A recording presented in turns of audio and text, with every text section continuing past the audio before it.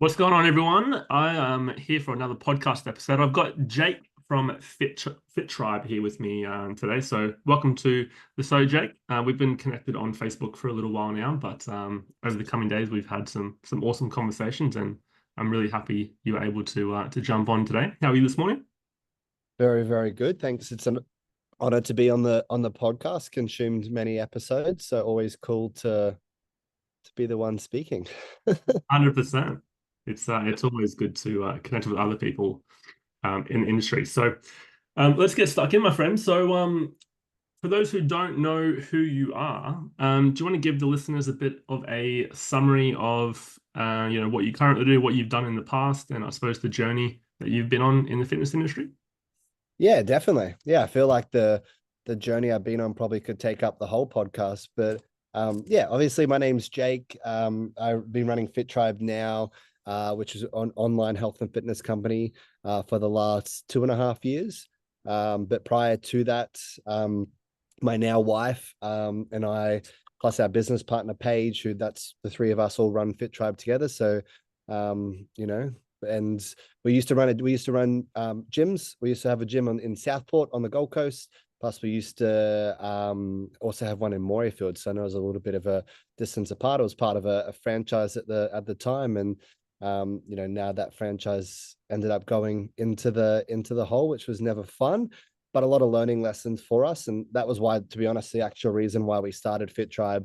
Yeah, we jobs got made redundant, and so one of us left, and then literally we had 3 days to start Fitribe, and we'd already planned months and months prior to that whole scenario happening. We were going on just up to the sunny coast and just for a weekend away, and it just how the world worked. And then that whole weekend we just built Fitribe and launched it on Monday because none of us wanted to have to go back and work for someone else, because obviously when you start working for yourself, right, can be quite a daunting thing to have a employee again. But even before that, guys, I actually am an engineer, which is like very probably a lot of people don't know.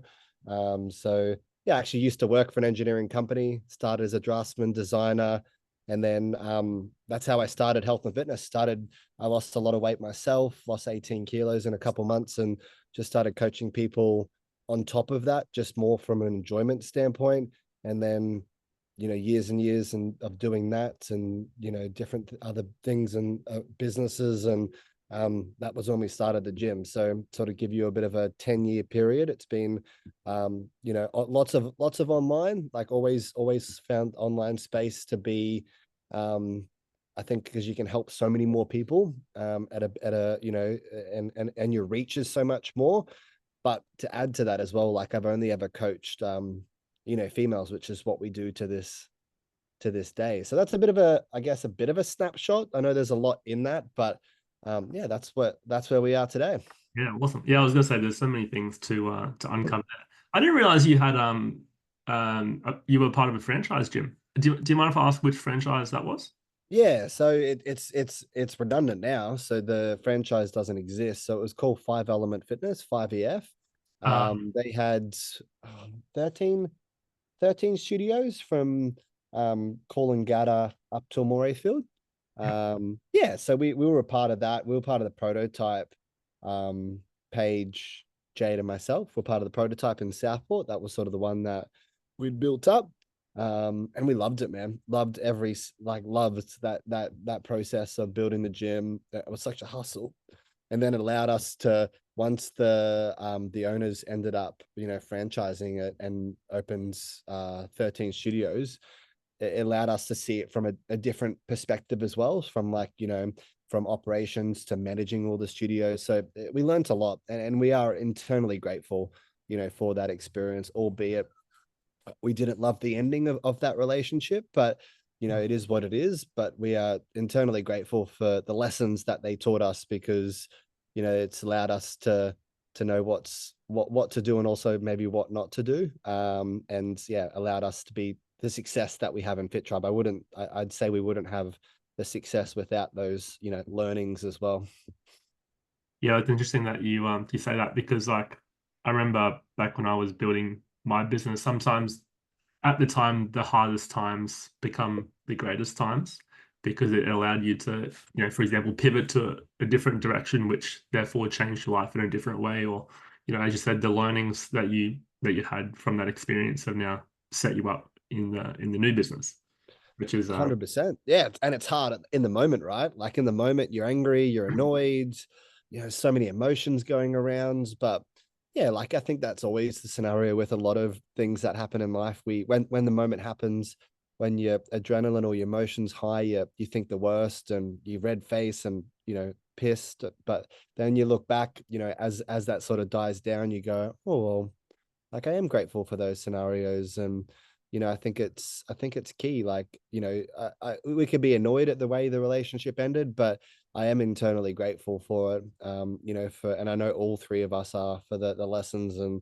the experiences that we got to learn. I think that's the biggest thing in life, right? We're all trying to learn and become better, and sometimes you got to be put, in those bad scenarios or scenarios that aren't the best, but unfortunately, until you're in the moment, you can't be like, oh, I want to be in this scenario when a business is going down. Like, no one wants that. But if it happens, you're just in it, right? So you don't know. You only know what you know. So I think it's just one of those things where when they start to compound those lessons, that's when you really start to, or I think when you really start to grow and become a better person as well. Yeah, 100%.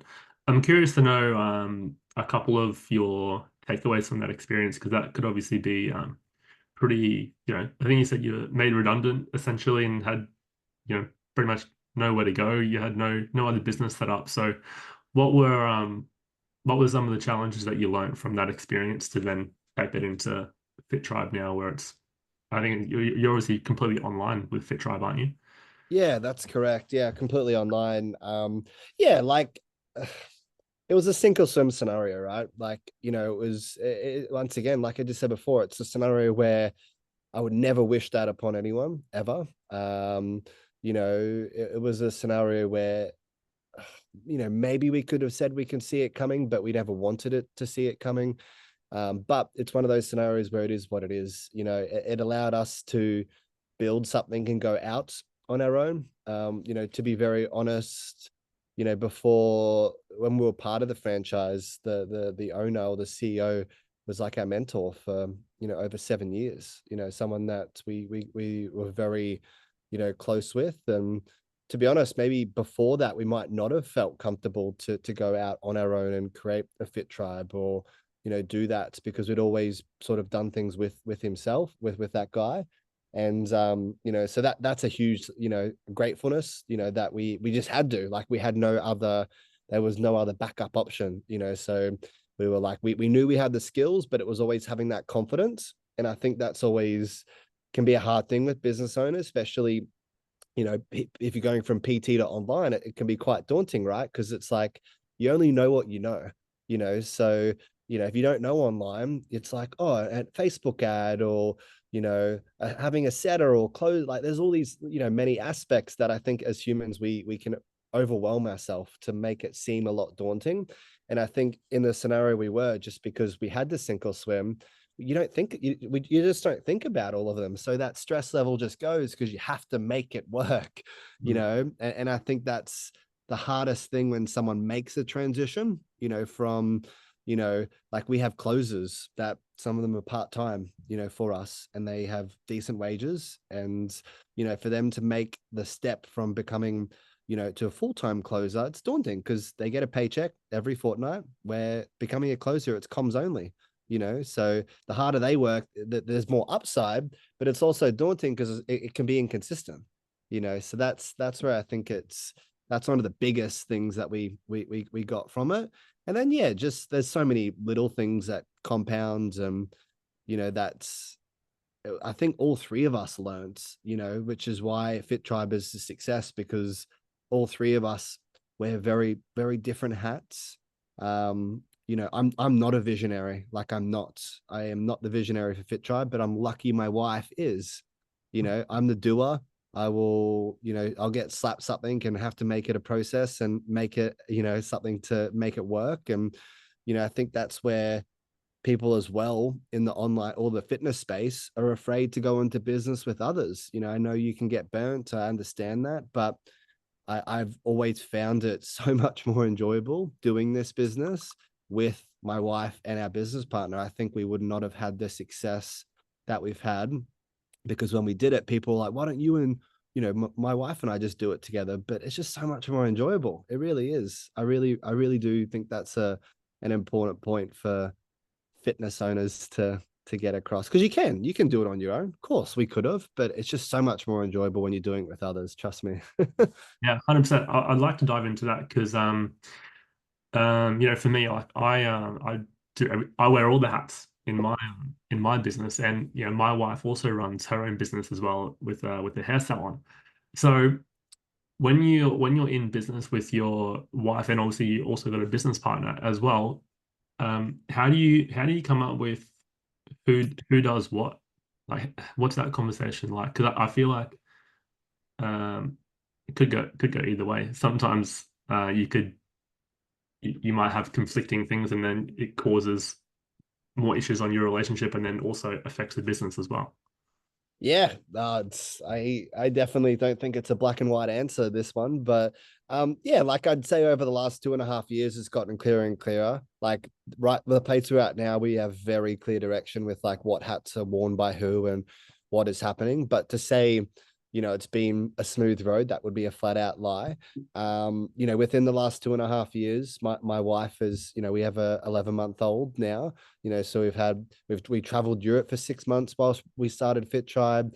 We've had a baby. Like there's been so many, it's not just been smooth sailing, right?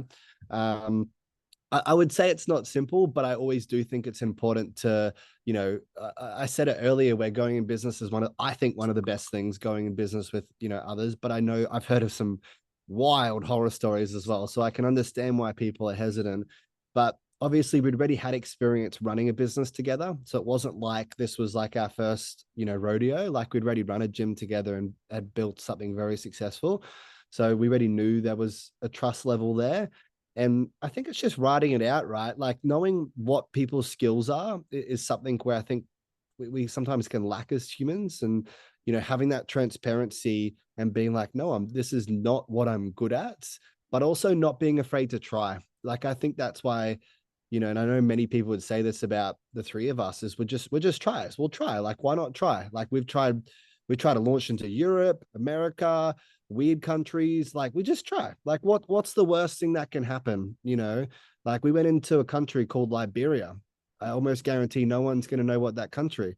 That actually was an ROI. We ended up cutting it because it made no sense and the time zone was wild. But we just try, and I think that I'm just getting a little off topic, but I think the key to it is you have to have tough conversations, but also like that's if you can't have tough conversations, do not go into business with someone, because I think that's where, obviously that scenario, we run this with my wife, so it's like we have to know when to, have that balance between business, our relationship, plus now we have a little man, 11-month-old. So once again, different hats wearing at different parts and at different times of the day.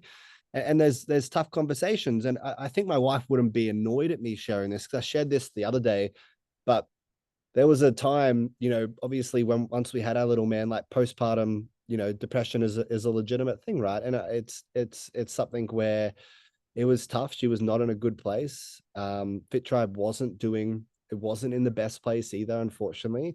And I had to have a tough conversation with her, and I think it's something that made us stronger.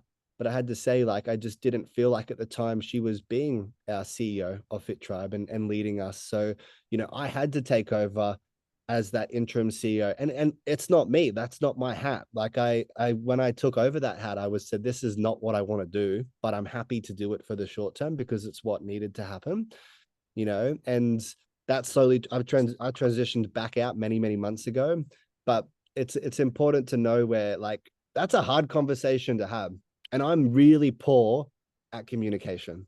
Like my communication skills, I don't know if it's one thing that I think I need a lot of work on, but the way I perceived that coming out was not the way it came out. And I probably made it a lot worse than it needed to be. And it's one of my massive, flaws, but also something that I always want to work on. But yeah, it's tough, like to have that conversation with your wife, and business partner, and then come out and it ended up being a good thing in the end. It's just those scenarios. So guys, if you're listening to this, yes, go into business. It's great with friends and etc. But you have to have those tough conversations and be willing to, I think if you can't do that, yeah, probably don't.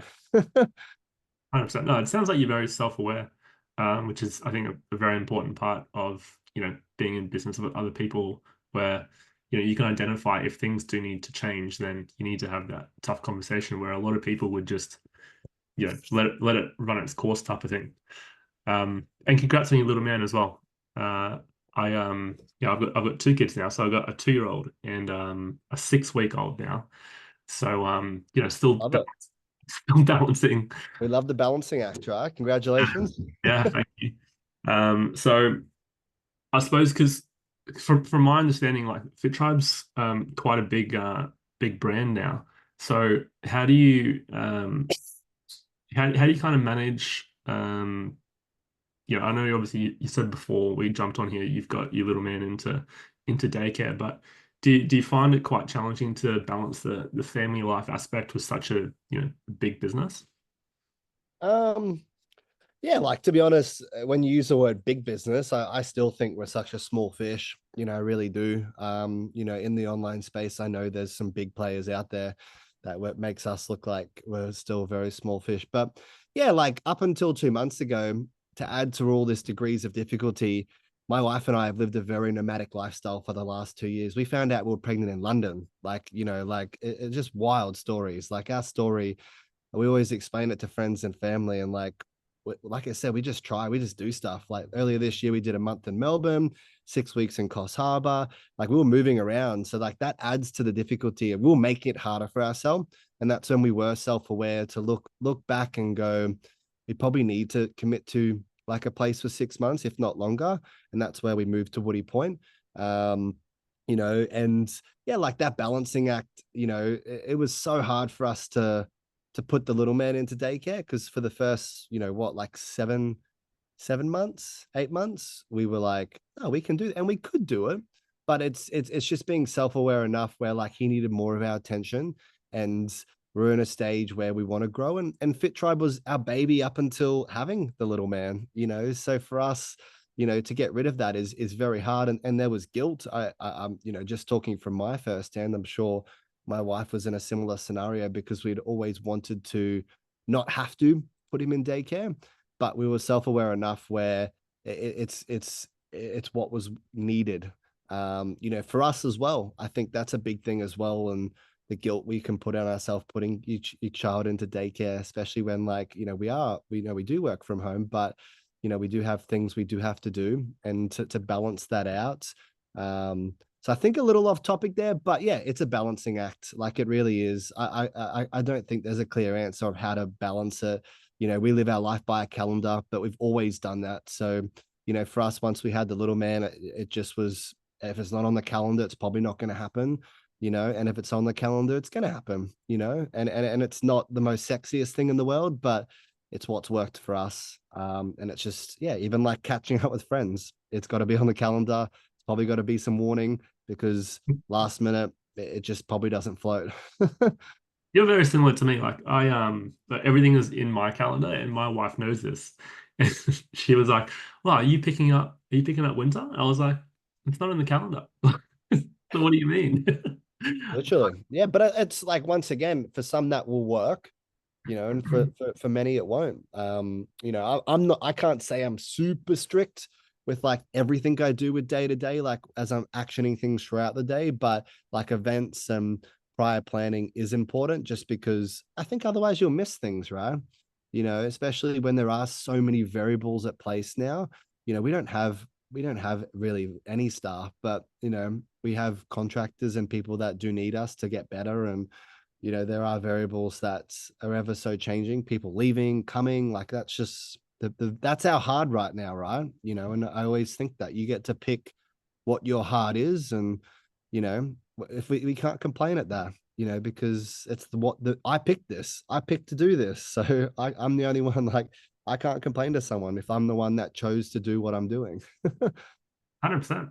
I'd love to dive into the online business, because obviously, as I said before the podcast, a lot of my audience is personal trainers that have the ambition to do online. A lot of them start face to face and then they want to go kind of all in online. So I wanted to kind of understand, I suppose what the business looks like. You said you've got some contractors, some closers, I would imagine. Mhm. Do you want to give us some context on what that actually looks like to run a business of your size? I know you said, you're still relatively small, but do you want to give people some insight into, I suppose, what it looks like to run a business of your size? From my understanding, I was listening to your podcast with JD the other day. I think you're running 100K per month at the moment, roughly. I don't know how accurate that is, but I'd love to know kind of how it actually operates in terms of, like, do you have appointment setters, closes, all that type of stuff? Yeah, definitely. So lots to unravel there. So yeah, like I said, like if you're a face-to-face PT listening to this and want to go online, I understand it can be very hard and daunting, but having good people around you will make it easier. We have great people around us, and I would put a lot of our success down to that because, I think it's having that transparency to not reach out to people to be like, hey, like, what is it that you're doing? We're very transparent with our business and the numbers, that we do. So yeah, this year our goal coming in was to bring in 1 million contract, so 1 million, in contract, and that has hugely shifted to now bringing in $1 million, and we're way on track for that. We're probably bringing in like 1.5 to 2 million contracts. So, just exceeding our expectations. Like we were way ahead, and we're just hitting numbers we never thought were possible, right? We've done it a little differently, I would say. We have no organic, like no, like I think we've had less than, I'm going to say 5 clients. I could probably count them on one hand that have come in organically. All of ours has been built purely from an advertising, spend. But once again, that was the business we'd built. It was what we knew. It's when we first started. I still am very confident with ads, but it's now something that we have outsourced. But when you first start, we didn't have that luxury to outsource, and I think that's also the other hard thing. I can tell you the way I run my business, but when you first start, it was not like this. We've built in luxuries and things to have setters, to have closers. But as business owners, like coming off this, I just did a 2-hour call drive this morning because we have setters that unfortunately, a couple have left. We have closers, one sick. Like, there's variables, right? I'm not beneath me to, like, we love doing all this stuff. It's why I built the business we do. So yeah, we have appointment setters, we have closers. They're all comms only. They get rewarded, I believe, very nicely. We always try and build a very, like, team focused. With that goal that we had at the start of the year, bring in 1 mil, so it's 350 clients for us. We're actually taking the whole team to the Philippines. So for us, that was something we wanted to reward the team. And, we have a couple of VAs that are in the Philippines, one that's been with us pretty much since the inception of Fitribe. And none of us have ever been to the Philippines. So we thought it was a really cool, like, little team goal to build into as well, into the success and the reward. And it keeps people around. Cause like, if you're not a part of Fitribe, and you leave us now or something happens, well, yeah, you're not coming to the Philippines. So it was just a reward to incentivize people staying, but also for us to have something that's fun and rewarding as well. That's awesome. That's so cool that you can give that opportunity for your contractors to go to the Philippines. That's epic. Um, what's I'm curious, obviously, because you didn't obviously start like that, as you said. So when did you make the decision to have, whether it's appointment setters or close? At what stage do you kind of do that? Do you kind of are you kind of doing everything yourself, and then you can just get so busy, you're like, well, I need to offload this stress type of thing? Or were you, I suppose, forecasting when to actually get that done? And did you have specific numbers that you had to hit in order It was, to? yeah, definitely not the forecast. Now we can forecast. Like now, it's taken a while, and a very big tip. And this correlates across to any business, is like, know your data and be super clear with what you're tracking and why you're tracking it, and have purpose around tracking. Because I think you can get stuck in a, well, instead of just tracking all this data and you're like, are you actually utilizing that data? Now we can forecast and like have a bit of a game plan of like, always trying to be ahead of like the people we need on the team. But yeah, no, initially it was just, you know, it was just something where we wanted to start to slowly. I think we've outsourced like setting and closing. Setting's been more recent, I would say. Like I'd say maybe the last like probably like 4 to 6 months, I'd say, pretty much this year. Closing, we're probably outsourced now for nearly a year. The reason it was that way was purely because like the three founders, Jade, Page, and myself, love to set, like, and we still do setting all the time. It's a part of our business. And I said this on JD's podcast, and he said it's very strange to hear this, but it's a part of our business we really like. I like that first point of contact. I get to hear, and change that person's life and, get them out of their own way to help them. And it's something we still do every day, Monday to Friday. We all do at least an hour, if not, 2 hours, sometimes more, because it's a part of our business to enjoy. But I think it can be, to know the right time, it can be quite tricky because, obviously for yourself, but you can't even outsource unless you're in the high ticket space. Before we did high ticket programs, we were doing 8-week challenges. We were just churning and burning, and once again, it was what we knew at the time, until we had a sales mentor shift our focus to, bigger programs. And once again, I know he'll be listening to this. It was something we're internally grateful for, because we only knew what we knew at that time. And he shifted our programs to be a lot longer. And that was a huge game changer, for our business, and if we didn't make that change, we would never have been able to have setters and closers, because there wouldn't be enough margin to be able to give them comms to be able to make it a viable option. So that's where that high ticket space, and I know a lot of trainers get eerie about it because it's that perceived value, right? But like our program costs what most people will pay for one PT session, and we're everything: nutrition, fitness, accountability. So once again, it's just that perceived value. And I think it can be, you can make it scarier than you think, that's for sure, coming from the one side to the other. 100%. It resonates with me a lot, because I've got one client comes to mind. He was saying to me, oh, no one can afford PT anymore. And I was like, well, what's the perceived value that you're putting on your package? So when you said your perceived value was obviously quite high, what were the shifts that you needed to change to be able to charge? Was it just that you charged extra plus the longer duration, or did you just I value? think it's just the longer duration. Like we never. Yeah, and I don't know who you're talking about, but I was used to be exactly like that person you were just talking about. I used to think our program was a lot of money, but it's what I perceived, and I think that can be a downside to a lot of, owners or even salespeople. You push your perceived values onto the prospect on the other ends. No, don't. Oh, I need to talk to my partner.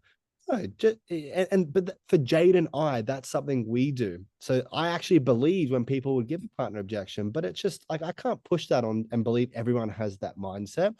But yeah, to answer the question, I think the longer programs for us was a big thing. And pricing it at a point where, now for us, like we can shift prices and then just go off like a conversion rate. And that's the metric that we follow to see if we've priced it well. And right now we've been wanting to up our prices for a little bit, but it's something we've put it on hold for the last couple of months. But once again, I know our program is probably like a mid to, I wouldn't even say, like, I know there's more expensive programs for what we offer.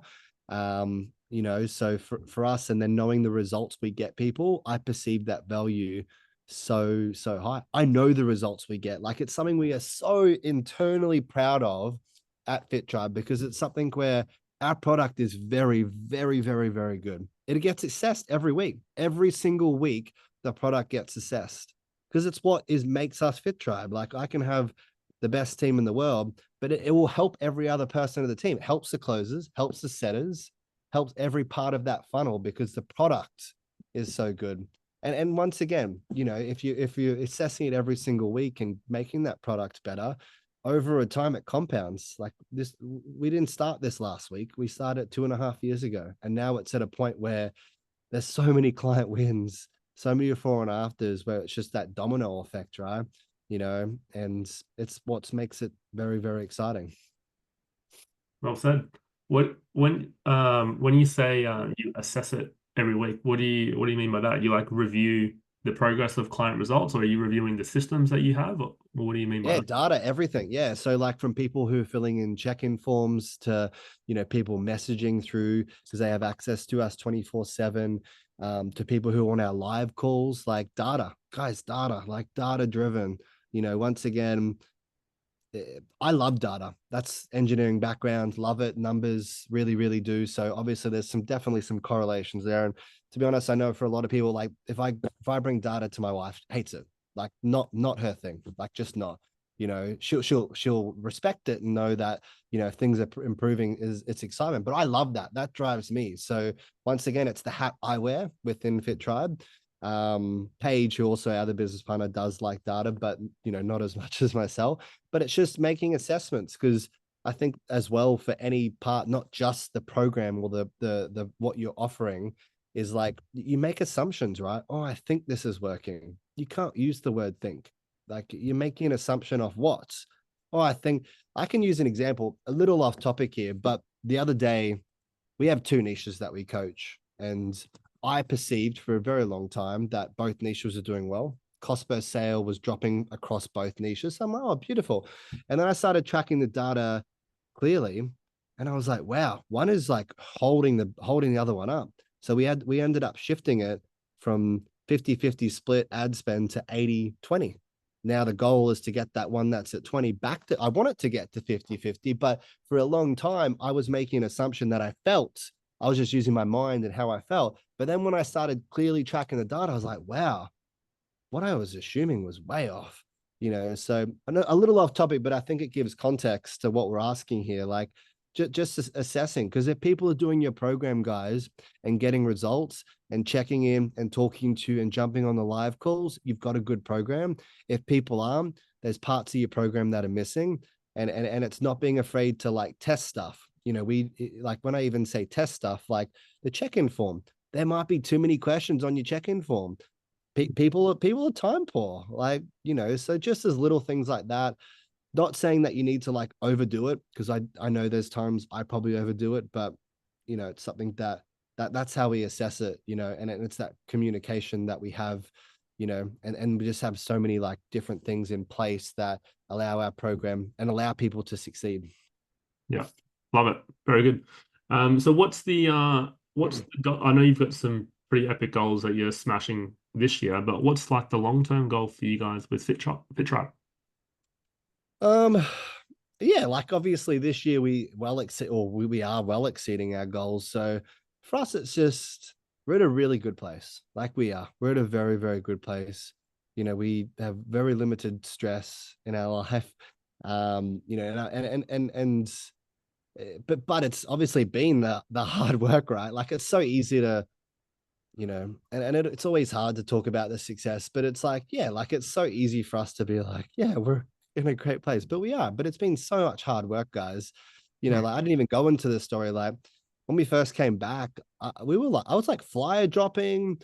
We're doing wild stuff because Fitribe wasn't doing as well as it was. Like we just come back from traveling Europe for 6 months. There's so many little stories that's happened over the last 2.5 years, but the one thing you learn is it's not beneath us. Like if that's what we have to do, we'll do it. Like I'm not against, making ends meet to keep things rolling because there's a bigger vision.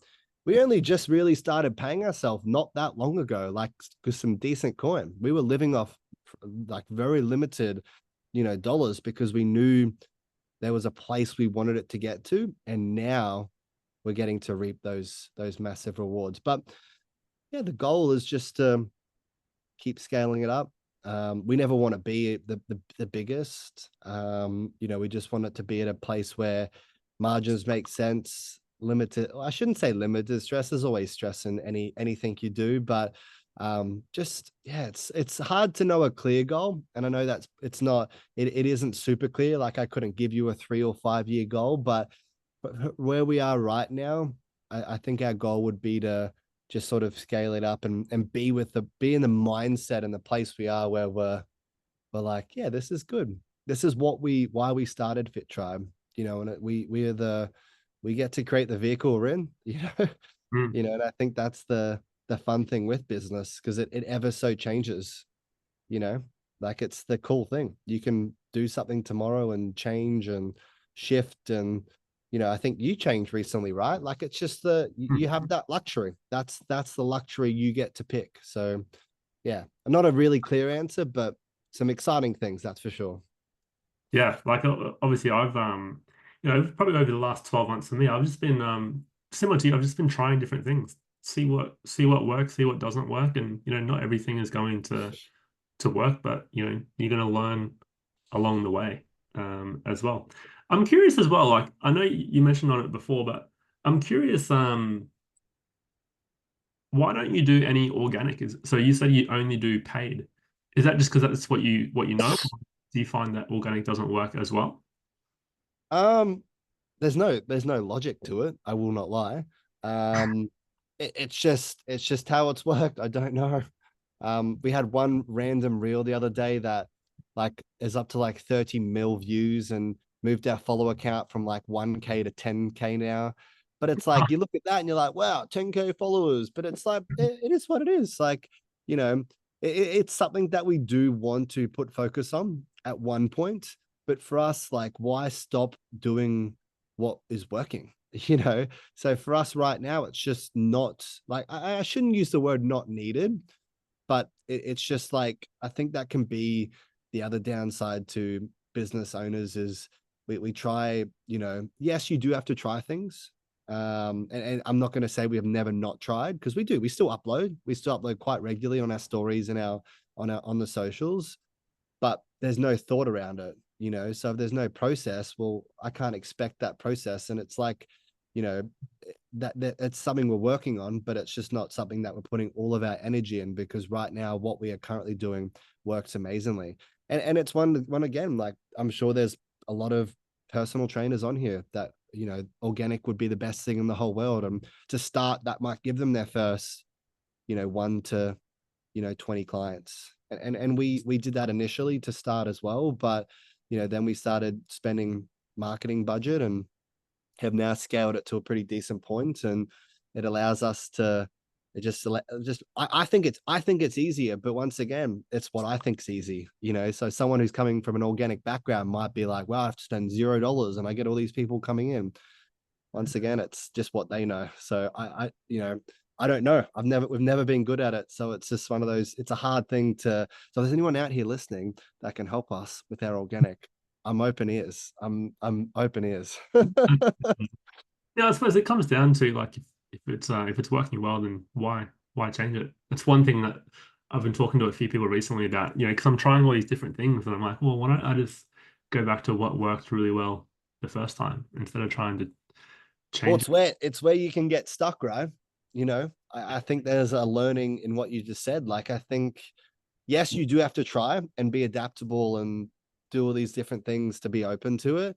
But you also have to be aware that like, you don't want to stop what was always working, and I think it's so hard as an ego thing to go, oh, so we always think the grass is greener on the other side. Like most of us humans think that, but I think it's one of those scenarios where, we had an example. I'm almost going to say maybe a year ago, right? One of our mentors was like, we wanted to do like these little add-on things with our program, these like sporadic challenges, all these things. And he's like, just stop. Just like, well, what? It's like, just explain to me what's currently working. And the process we do now.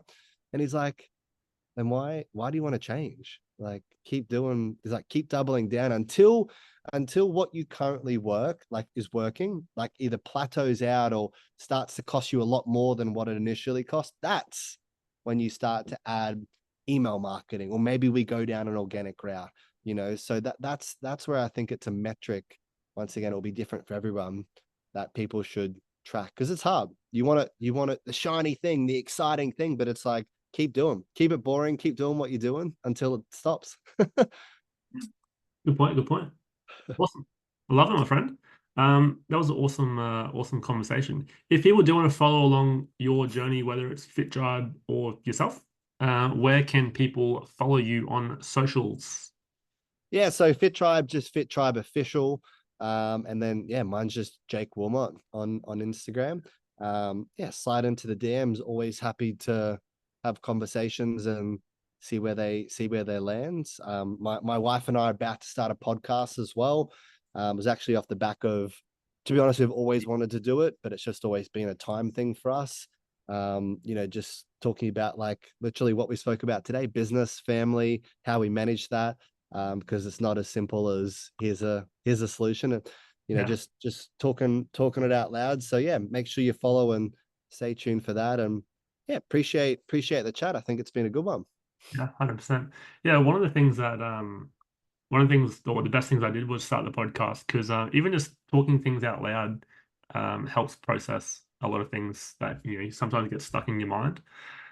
So just obviously connecting with different people, even if it's podcasting, just even if it's you and your wife. I'm not sure if you're going to do it just with you guys or if you're going to get other people on, but just talking out loud sometimes, just brainstorming ideas sometimes helps clear your Why mind. you got to have good people around you. Like, have good people to go with ideas because we all have ideas. That's just Hmm. called being a human, right? But it's then knowing how to action them and if they are actually a good idea. And I think sometimes having that unemotional person that might not be in the crux of it, that's where I think a lot of the mentors that we have in our current life have allowed us to just succeed a lot faster because yeah, when there's emotion attached, you think that's the best idea in the whole world and this is going to get you, this is going to be your North Star. And then you explain and you're like, oh, yeah, maybe it's not. Not to ruin the excitement, but I think that's just something where, I think that's a really big little tip there that I can end with. Have good people around you. 100%. 100%, mate. Well, thanks again for jumping on and yeah, enjoy the rest of your day. Awesome, man. Thank you so much.